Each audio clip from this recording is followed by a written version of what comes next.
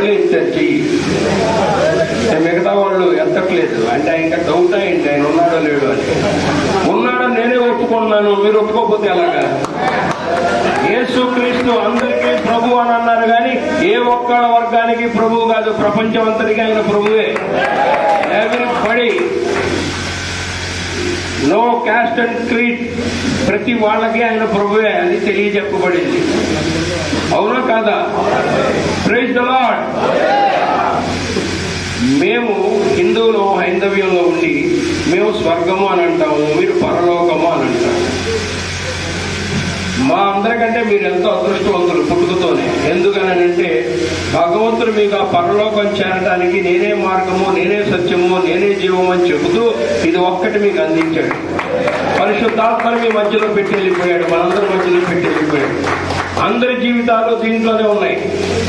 ఆనందంగా ఉన్నప్పుడు చదివితే ఒక రకంగా ఉంటుంది, బాధతో ఉన్నప్పుడు చదివితే ఒక రకంగా ఉంటుంది, నష్టపోయినప్పుడు చదివితే ఒక రకంగా ఉంటుంది, అద్భుతమైన విజయాలు పొందితే ఇంకో రకంగా ఉంటుంది. ఏ దారి తెలియకపోయినా కూడా ఇది పట్టుకుంటే ఒక దారి ఓపెన్ అవుతుంది.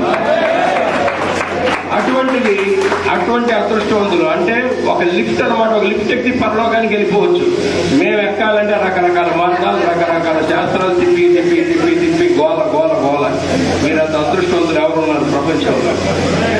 The more you serve, the more you get. The more you serve, the more you get. The more you serve, the more you get. ఈ లౌకిక ప్రపంచంలో దీన్ని ఆధారంగా చేసుకుని బాగుపడి కోట్లు సంపాదించిన వాళ్ళు అన్యులు కూడా చాలా మంది ఉన్నారు. దీనిలో ఒక వాక్యాన్ని పట్టుకొని నేరం నాది కాదు ఆకలిది అని ఒక సినిమా తీసేసి కోట్లు సంపాదించేశాడు. మీలో పాపం చేయనాడు ఎవడో ఒక రాయి అయింది అన్నాడు, అది ఇందులో నుంచి పట్టుకుంది. దాంతో సినిమా హిట్ అయిపోయింది. ఎన్టీ రామారావు గారి సినిమా కొన్ని సంవత్సరాలు 37 సంవత్సరాల క్రితం. కానీ మనమే పట్టుకోవాలి. ఈ వాక్యాల్లో ఏం చదివితే ఎవరిని ఏది తాకుతుందో ఎవరు చెప్పలేము. అందరూ చదివేదే, రోజు చదువుతారు, రోజు ప్రార్థన చేస్తారు.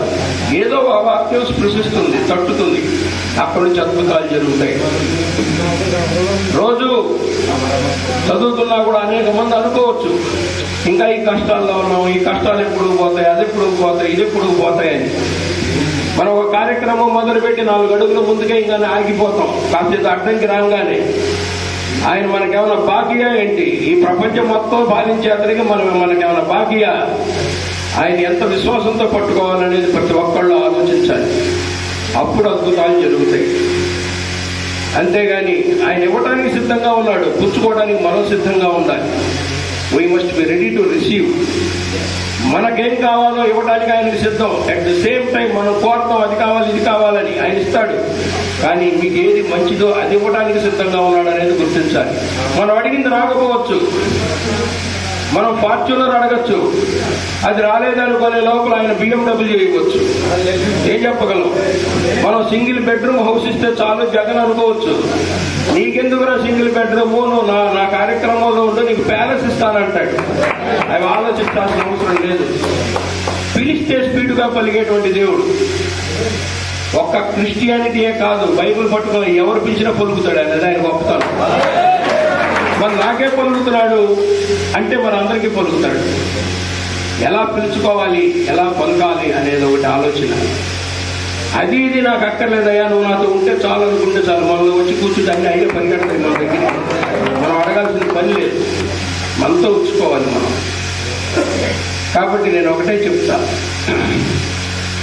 యద్యదాచరతి శ్రేష్ఠః తత్తదేవేతరో జనః సయత్ప్రమాణం కురుతే లోకస్తదనువర్తతే అన్నాడు. ఉత్తములైన వారు దేనిని ఆచరించురో దానినే ఇతరులు ఆచరించురు. ఉత్తములైన వారు వేరిని ప్రామాణికముగా అంగీకరించురో దానిని లోకమంతయు అనుసరించెదరు అన్నారు. ఇవాళ ఉత్తములైన వారు అనేక మంది, జార్జెఫ్ సఫఫ్ లాంటి వాళ్ళు, మిగతా వాళ్ళు అనేక మంది ఉత్తములైన వారు దీన్ని ప్రామాణికంగా అంగీకరించారు. ప్రపంచంలో అద్భుతాలన్నీ జరుగుతూనే ఉన్నాయి.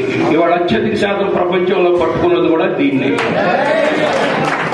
The more you serve, the more you get. The more you serve, the more you get. The more you serve, the more you get. నీ సర్వీస్ నువ్వు చేస్తూ పో, నేను ఇచ్చేది నీకు ఇస్తాను అని అంటాడు. అందరినీ ప్రేమించమంటాడు. ప్రేమ శాశ్వతమైనది అంటాడు. ప్రవర్జనములైన నిరర్ధకం మగురు కానీ ప్రేమ శాశ్వతంగా ఉంటుంది అంటాడు. ఏ వాక్యంలో చెప్పారో గుర్తుందా? అది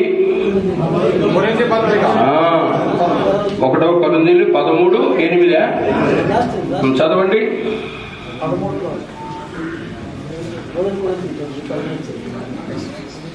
1 కొరింథీయులు 13:8. నేను చెప్పింది కరెక్టే. ప్రేమ శాశ్వత కాలముండును. అవును. ప్రవచనములైనను నిరర్థకములగును, భాషలైనను నిలిచిపోవును, జ్ఞానమైనను నిరర్థకమగును. మనము కొంత మట్టుకు ఎరుగుదుము. అలా ప్రేమ శాశ్వతమై ఉండును. శాశ్వత కాలం ఉండేది ఒక్క ప్రేమే. ఆ ప్రేమను అలవాటు చేసుకుంటే చాలు. Irrespective of cost and creed, ప్రతి ఒక్కరిని గౌరవించాలి, ప్రేమించాలి, అందరినీ కలుపుకొని వెళ్ళాలి. ఉన్నవాడైనా లేనివాడైనా సమానంగా చూడాలి. అలా చూస్తే అద్భుతాలు జరుగుతాయి. అలా అద్భుతాలు అలా చూసిన వాళ్ళు, అలా చెందిన వాళ్ళ వల్ల పలానా అద్భుతం జరిగిందని ఎవరన్నా ఒక ఉదాహరణ చెప్పగలరా? సరే, ఇవాళ మనం 2023 సంవత్సరంలో ఉన్నాం. కొన్ని వందల సంవత్సరాల క్రితం స్టాన్ఫోర్డ్ యూనివర్సిటీ ఎంతమందికి తెలుసు? ఇక్కడ అమెరికాలో స్టాన్ఫోర్డ్ యూనివర్సిటీ అని ఉంది. అందులో 2 అనాథులు చదువుకుంటూ ఉండేవాళ్ళు. ఆ 2 అనాథులు ఫీజులు కట్టడానికి నానా తంటాలు పడేవాళ్ళు. ఎవరో ప్రవీణ్ లాంటి వాళ్ళు ఇంకొకళ్ళు సహాయం చేస్తే మొత్తానికి అందులో యూనివర్సిటీలో చేరారు. వాళ్ళు ఏమనుకున్నారంటే నెక్స్ట్ ఇయర్కి మనం ఫీజు కట్టాలంటే మనం ఏ రకంగా ఫీజు కట్టాలని ఆలోచించారు.